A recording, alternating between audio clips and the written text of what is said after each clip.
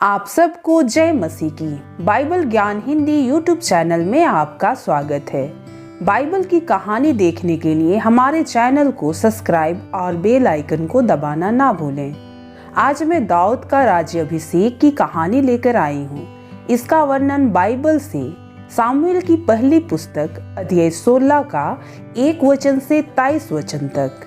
मेरे प्रियो, यह उस समय की बात है जब इज़राइल में राजा साउल राज्य किया करता था और बाइबल यह भी दर्शाती है कि राजा ने यहोवा के विरोध ऐसा कार्य किया जो यहोवा की नज़र में अपराध थी।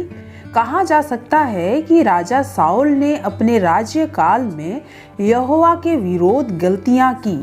तब वहाँ उस समय सामुएल नबी भी रहता था। जब यहोवा ने सामुएल से कहा, मैंने साउल को इज़राइल पर राज करने के लिए तुझ जाना है, तू कब तक उसके विषय विलाप करता रहेगा?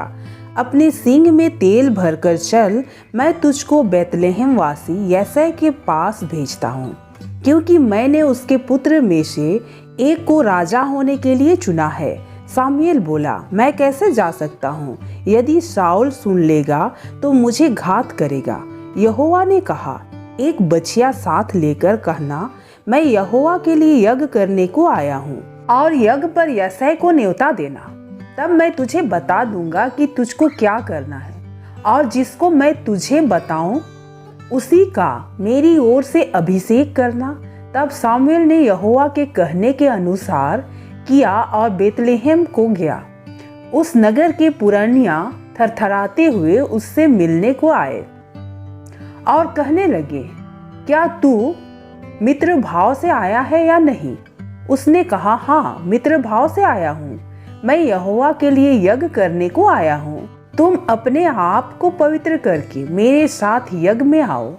तब उसने यिशै और उसके पुत्र को पवित्र करके यज्ञ में आने का न्योता दिया। जब वे आए तब उसने एलियाब पर दृष्टि करके सोचा, निश्चय यह जो यहोवा के सामने है वही उसका अभिषेकित होगा। परंतु यहोवा ने शामुएल से कहा, ना तो उसके रूप पर दृष्टि कर और ना उसके कद की ऊंचाई पर, क्योंकि मैंने उसे अयोग्य माना है। क्योंकि यहोवा का देखना मनुष्य का सा नहीं है। मनुष्य तो बाहर का रूप देखता है, परंतु यहोवा की दृष्टि मन पर रहती है। यिशै ने अबीनादाब को बुलाकर शामुएल के सामने भेजा और उससे कहा, यहोवा ने इसको भी नहीं चुना? फिर यिशै ने शम्मा को सामने भेजा और उससे कहा, यहोवा ने इसको भी नहीं चुना। इस प्रकार यिशै ने अपने 7वें पुत्र को सामुएल के सामने भेजा और सामुएल यिशै से कहता गया, यहोवा ने इन्हें नहीं चुना। तब सामुएल ने यिशै से कहा, क्या सब लड़के आ गए? वह बोला, नहीं, छोटा तो रह गया और वह भेड़ बकरियों को चराता रहता है। सामुएल ने यिशै से कहा, उसे बुलवा भेजे, क्योंकि जब तक वह यहाँ ना आए तब तक हम खाने को ना बैठेंगे। तब वह उसे बुलाकर भीतर ले आया। उसकी तो लाली झलकती थी और उसकी आंखें सुंदर और उसका रूप सुडौल था। तब यहोवा ने कहा, उठकर इसका अभिषेक कर, यही है। तब सामुएल ने अपना तेल का सींग लेकर अपने भाइयों के मध्य में उसका अभिषेक किया और उस दिन से लेकर भविष्य को यहोवा का आत्मा दाऊद पर बल से उतरता रहा। तब सामुएल उठकर रमाह को चला गया। यहोवा का आत्मा साउल पर से उठ गया और यहोवा की ओर से एक दुष्ट आत्मा उसे घबराने लगा। और साउल के कर्मचारियों ने उससे कहा, सुन, परमेश्वर की ओर से एक दुष्ट आत्मा तुझे घबराता है। हमारा प्रभु अपने कर्मचारियों को जो उपस्थित है आज्ञा दे कि वे किसी अच्छे वीणा बजाने वाले को ढूंढ ले आए, और जब जब परमेश्वर की ओर से दुष्ट आत्मा तुझ पर चढ़े तब तब वह अपने हाथ से बजाए और तू अच्छा हो जाए। साउल ने अपने कर्मचारियों से कहा, अच्छा, एक उत्तम वीणा वादक देखो और उसे मेरे पास लाओ।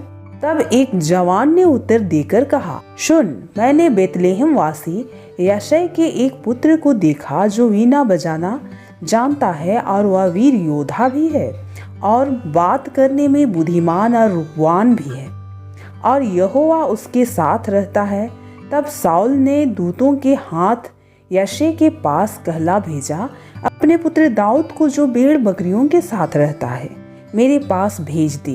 तब यशे ने रोटी से लदा हुआ एक गड्ढा और कुप्पा भरा दाख मधु और बकरी का एक बच्चा लेकर अपने पुत्र दाऊद के हाथ से शाऊल के पास भेज दिया। और दाऊद शाऊल के पास जाकर उसके सामने उपस्थित रहने लगा और शाऊल उससे बहुत प्रीति करने लगा। वह उसका हथियार ढोने वाला हो गया। तब शाऊल ने यशे के पास कहला भेजा, दाऊद को मेरे पास उपस्थित रहने दे, क्योंकि मैं उससे बहुत प्रसन्न हूँ। और जब वह परमेश्वर की ओर से वह आत्मा शाऊल पर चढ़ता था, तब दाऊद वीणा लेकर बजाता और शाऊल चैन पाकर अच्छा हो जाता था और वह दुष्ट आत्मा उसमें से हट जाता था। मेरे प्रियो, माना जाता है कि जब दाऊद इजराइल का राजा बना तब दाऊद की आयु 12 से 16 वर्ष की रही होगी।